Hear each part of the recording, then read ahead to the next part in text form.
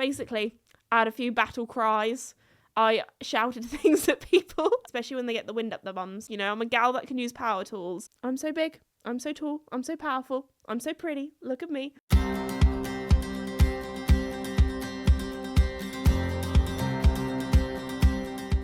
Hello everybody and welcome back to my podcast, Esme's Country Life.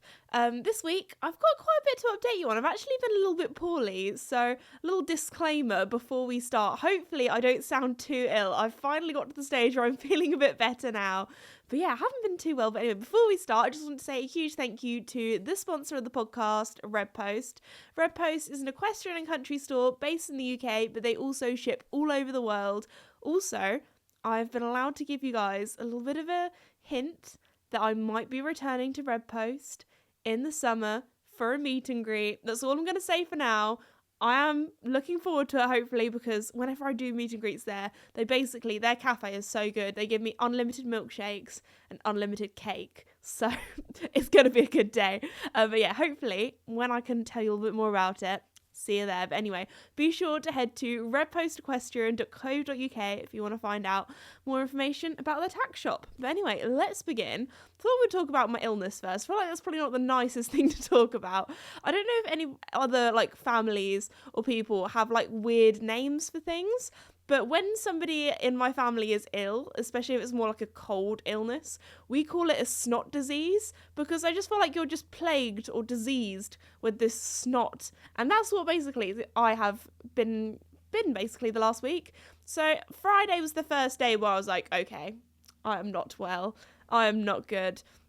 Because I woke up in the morning and you know when you just wake up and you're like, oh, I can feel it, like my throat, it hurts. I'm snotty, your brain just feels like mush. That was me on Friday morning, so I had the day off on Friday, which feels weird because normally if I have a day off away from working, or if I give the horses a day off or something like that, normally I'm doing something else. So it felt really odd for me to just have a day on my own in the cottage, laying in bed, watching telly, reading my book, just chilling. It felt wrong. It felt weird. If you know me, I'm one of those people that I'm always going, I'm always doing something. So maybe it was my body telling me, Esme, you need to calm down. You need to have a rest. You need to chill out. I'm going to force you to stay at home and just chill. So anyway, I wasn't even ill that long ago. As I said before, I was ill kind of in that weird period between Christmas and New Year's. So I just feel like a lot's going around at the moment, illness-wise. But anyway, I'm back. I don't sound too bunged up now, so it's all good. But even with my illness, before that, I've done quite a lot of different fun things.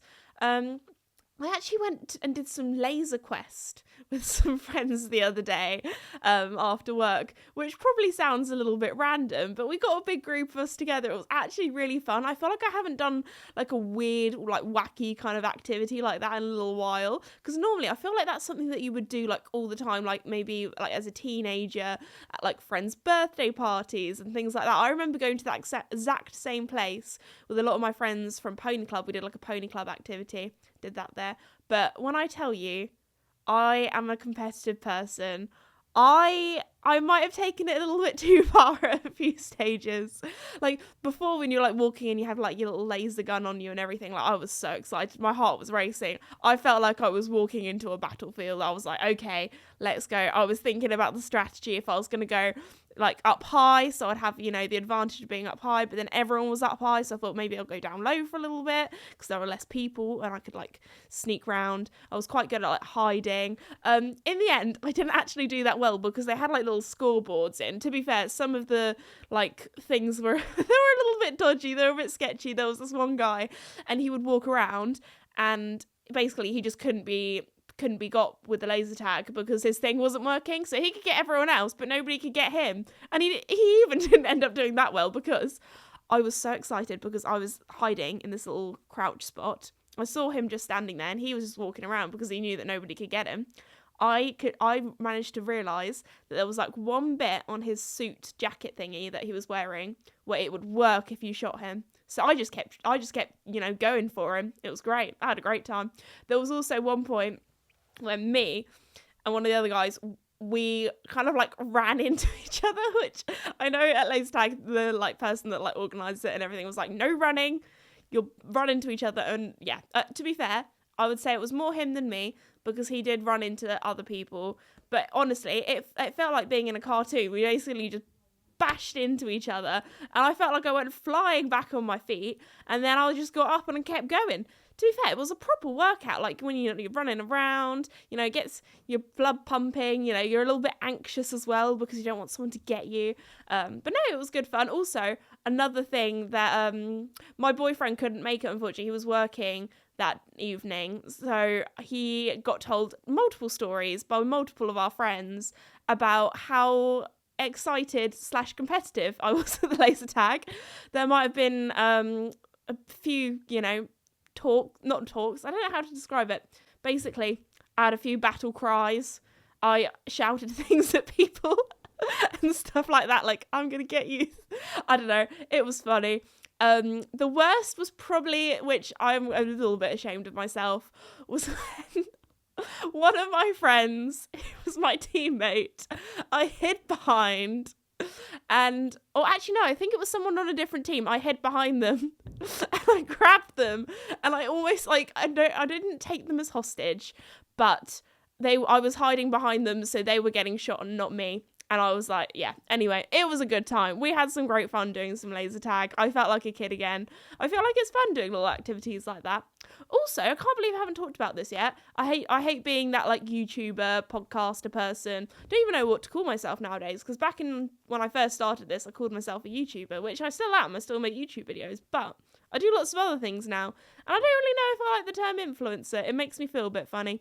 It feels like with influencer, it's all like, all you do is just try and sell things to people, when I'd say I'm more of a content creator. Like, my main job is creating fun, well, hopefully fun things for you guys to watch and listen to. But anyway, have to be that person, because today that I'm filming this podcast episode, my new book is out. So if you didn't know, I have a series of children's books called The Starlight Stables Gang. I think I'm about to be thrown the book right now. What? So if you are an audio listener, I'm going to describe the book to you and the cover if you haven't seen it on my socials. Sorry, a little bit of a cough there. But it is called Ellie and the Pony Camp Mystery. It's got a picture of Ellie riding a little pony on the front, which is a skew board.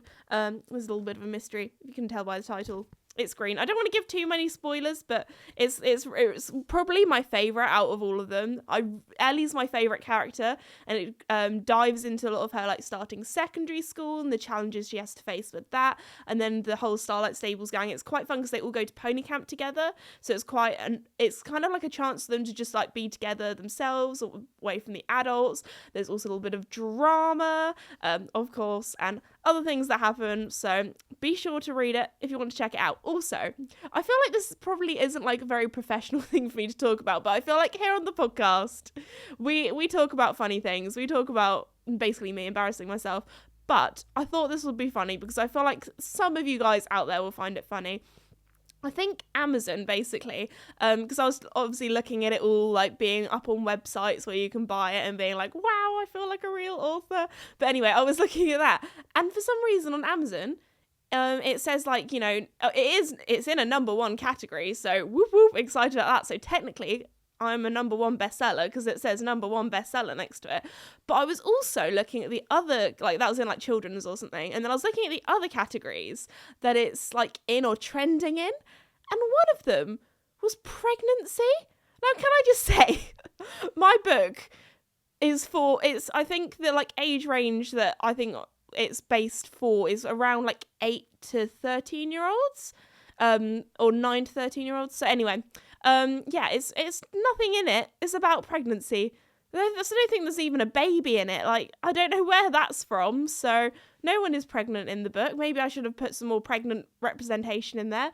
But no, there isn't. So that was very random. Me and my co-author Joe, who we like talk to each other daily on WhatsApp and emails and that kind of thing. And she showed it to me. I was like, how has that happened? We were both so confused. So yeah, just a little shout out to my co-author Jo, who has helped me so much with the book.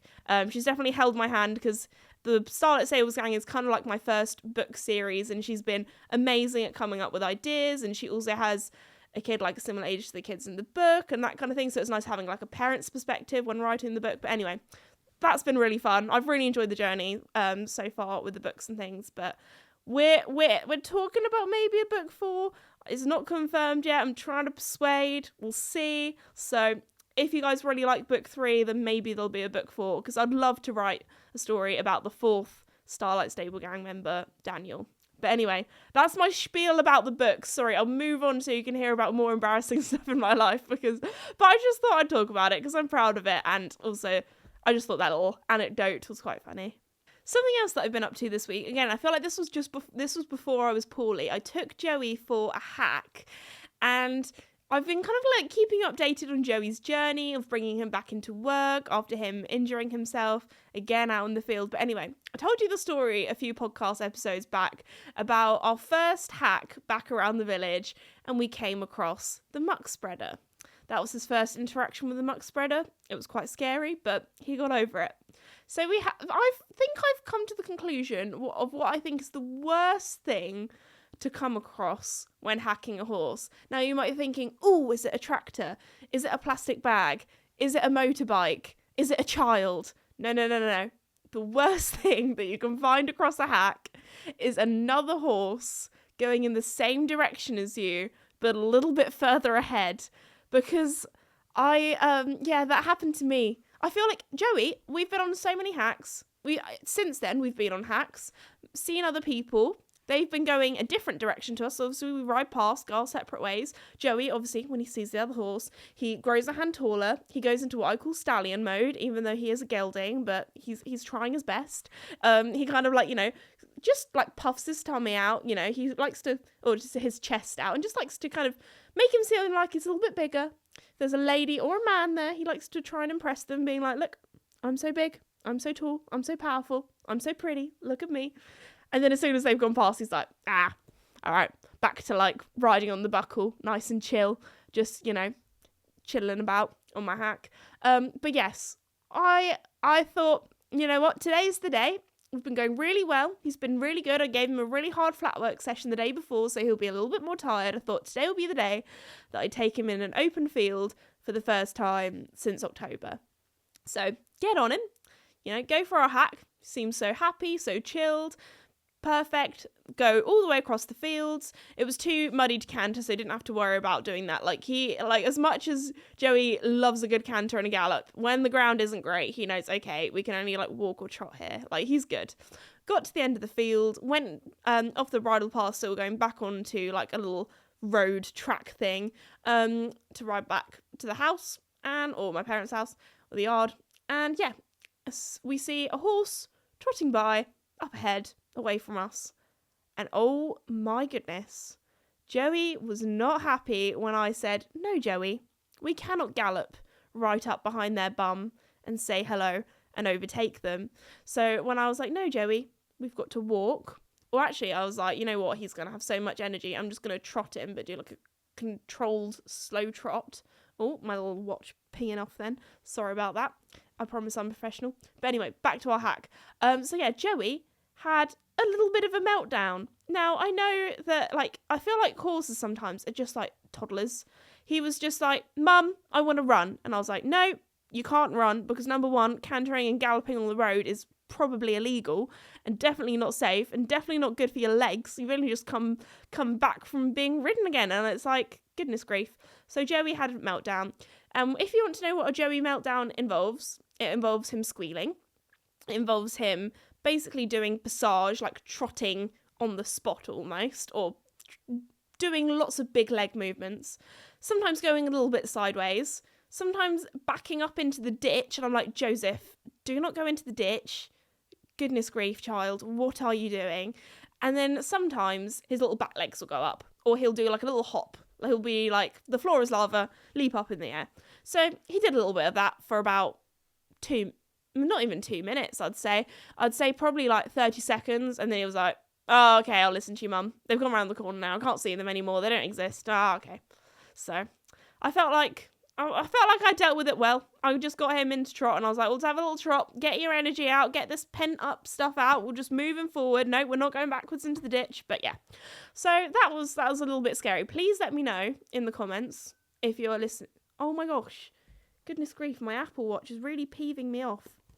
Okay, Apple Watch, you need to go away.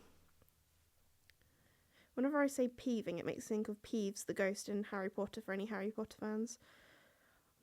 I've had this Apple Watch for over a year now, and there are just some things that I just don't know how to do. Any Apple Watch users will get me when I say that they've currently there we go, I'll put it on silent. They've updated everything. So I tried to do my watch the other day and it freaked me out. Everything had changed. I felt like a horse, horses are not used to change. And when I felt betrayed. I just couldn't find anything. I felt like a grandma. I was like, how do I figure this out? It's all different. But anyway, sorry, that's on silent now. So if you heard any pings, apologies. But no, I'm just sorry. This podcast, as always, has been a little bit all over the place, but I feel like it's been extra all over the place because I've been poorly. So my brain ain't really working too well. But anyway, so yeah, Joey found a friend and I was not very happy about it. Recently, I feel like something that I've really enjoyed is having a big clear out. And I feel like, okay, maybe it's a little bit early for spring cleaning because it's 1st February today, or the day that I'm recording this podcast. So it's still winter. I'd say January, February, March is the worst time of year. I've said this before, but I call it the JFMs because I feel like that's just when horses, mud, winter, well, in the UK anyway, you guys in the southern hemisphere and in like Australia and New Zealand, you guys are living up. You guys are having summer right now, which I'm jealous of. But yeah, where we are, it's very muddy, not so good, just a bit dark, bit dingy, bit sad. But anyway, and the horses are spicy. They're excited. So that's sometimes a little bit tricky, especially when they get the wind up their bums. But anyway, I feel a bit like spring. I have a spring clear out, new year, new me, which even though we're in February now, I still feel like I've got that mentality. So I thought, you know what, start the year off with a bit of a clear out. So actually, you probably won't see this because if you are watching rather than listening, but I've had a bit of a clear out of the office. I had loads of kind of like just boxes of basically lots of cardboard boxes that I needed to go and recycle, but they were just chilling in the office, so that made it a little bit claustrophobic in here. And then I've had a good old clear out of my wardrobe. I had a clear out of all also my dressing table that I have in here to do like my makeup before filming and that kind of stuff. I haven't cleared that out since the office used to be my bedroom, so before I got the cottage. So I had a huge clear out in that. There was quite a lot of expired stuff that needed throwing away, unfortunately. There was I always felt like having a clear out that is quite fun because you kind of go down memory lane. So I found like some hand warmers that I think I got when I was in like year 8 at school, that I just kept for some reason. I think there are two different types of people in this world. There are the people who, when they get like a new phone or a new toaster or I don't know, something random like a new hairdryer, they keep the box and they put it in the loft and they keep it forever just in case like it breaks or like the warranty expires. I don't know, something like that. That is my family. And then I came across my boyfriend's family who, as soon as they get something new, they're like, yep, put it in the recycling, like the, packaging. And that, like when I got like new bits for my house, like I've got like a sand mixer, which will hopefully last me for years because my grandma's got one and she's like had it for donkeys and donkeys of years now. So I was like, I'm going to invest into a good one. Hopefully it'll last me forever. And my boyfriend was like, oh, do we put this in the recycling? And I was like, oh, no, what if it breaks all the warranty? I don't know, like it freaked me out. Like that, I just thought everyone kept their boxes. So let me know if you are a box keeper or a box recycler, because that was something that I didn't know people did. I thought everyone kept boxes of certain things. I guess it depends on the thing, because if it's, I don't know, like some makeup brushes or something that came in a box, I probably wouldn't keep that. But if it was something electronic that might break or some sort of machinery, I feel like I would keep the box just in case. I don't know. I guess if you had something and you wanted to try it out and then maybe sell it if it didn't work or return it. I don't know. But there we go. That was something I found out recently, which I feel like blew my mind a little bit. But no, I've had a good old time. I've done some clearing out in the cottage. Thought I'd give you a bit of a cottage update because I need to film another cottage renovation series video, but I just haven't really got round to it. Like recently, I'm in like planning the whole year, so that's really exciting. Also, Florida, I have finally booked the tickets for the plane journey to go to Florida now. So it's happening, everybody. End of March. Really looking forward to that. So hopefully for my American followers, viewers, listeners, I will hopefully be doing a meet and greet out there at some stage. So keep your eyes and ears. You don't say keep your ears peeled. That doesn't sound right. But keep your eyes peeled. Keep your ears out there listening. If you want to find out more information about that. So that's quite exciting. Also, I feel like we had a double win because when we were booking tickets, we realised that if we went a day earlier, so like if we had an extra day out there, we would save a load of money on plane tickets because it's near kind of Easter time. So we were like, goodness grief, we need to book these tickets soon before everything gets booked up, before it gets way too expensive. But it does mean that we've saved money and we get an extra day. So do you know what that extra day is going to be involves? It's going to be me going to Disneyland. So I'm excited for that. I've been to Disneyland twice, but they've both been the Paris one. And I feel like the American one is probably going to be very different. I feel like out there, you guys do things bigger and better at some things. But anyway, so I'm excited for that. Also, I think the thing that I'm most excited for is they have like the whole Star Wars kind of area. And me and my dad, well, I say me and my dad and my brother, sorry, that's gone really all over the place. Me and my brother grew up watching Star Wars. My dad probably kind of grew up watching Star Wars as well because it's such an old film. But we would do like in my family Friday night cinema night. So on a Friday night, you'd come home from school. We'd normally have something like pizza or fish and chips, and then we'd watch Star Wars or some sort of film. So I feel like I grew up watching a lot of quote unquote like boy films, even though there aren't boy films or girl films. You know what I mean? But because basically my mum would come home from work on a Friday and she'd fall asleep. So it would normally be my dad and my brother picking what films we'd watch. So I feel like all the classic kind of like rom-com films I have just never seen. But could I recite you all the episodes of Top Gear and all the episodes of Star Wars and things? Yes, I can. So there we go. But yeah, so I'm a big Star Wars fan. Me and my boyfriend have recently been rewatching all of the like newer films as well that has like Rey and that lot in. So that's been good fun. So looking forward to that. I feel like I'm definitely gonna get my nerd or my geek on with that. But it does look expensive. Like I was looking, there are some things that you can do out there, like building your own lightsaber, building your own droid, which sounds really fun. But I feel like the Disney prices is gonna rack up. I've been watching, all the things on like all the food that they have there as well, like which are the best places to go. I've been like doing my research. It's getting me excited. Also, if we have an extra, I might go to Universal as well because I've been to Florida before, but I haven't, surprisingly, not been to Disney in Florida and not been to Universal. I have been to like Busch Gardens and some of the other like parks and things, and like what is it, Wet and Wild, is that the water slide one? Yeah, been there. So yeah, very lucky. That was a long time ago. That was back in 2013, so it's been a while. But yeah, very much looking forward to that. I was gonna say something. I mean, this is a podcast. I should be saying things, but when you just have a mental block, God, my brain isn't quite back to how it was when I was poorly. Also, I haven't really told you like what the Florida trip's for, so I'm planning on going out there, going to Ocala, going to Wellington, doing all the big horsey American things out there. I really want to try doing equitation or the hunter classes. I'm definitely not the best person to explain what this is, but if you're British and you have no idea what I've just said, then this is my British version of someone who's not very educated on those things trying to explain what they are. So from my very small knowledge, I'd say the hunters is basically like show jumping, but you do it slow and it's not against the clock, and it's about how pretty you look and how good you look and how good your horse looks. So it's kind of like showing, I guess. But and then also there we go. That's it. That's all I can explain really.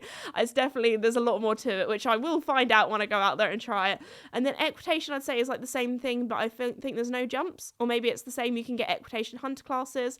It's all a little bit different. So I'm looking forward to that and trying that, especially as I feel like I ride very British, and I feel like there's like a very American way of riding. So I feel like they're either going to be like, girl, you are not doing it how you should for these hunter classes. Why are you riding like such a show jumper? I'm like, that's just how I've been taught. But anyway, that'll be fun. It'll be exciting. I'm really excited to try that out. So, and then obviously all the big shows that I'm going to out there.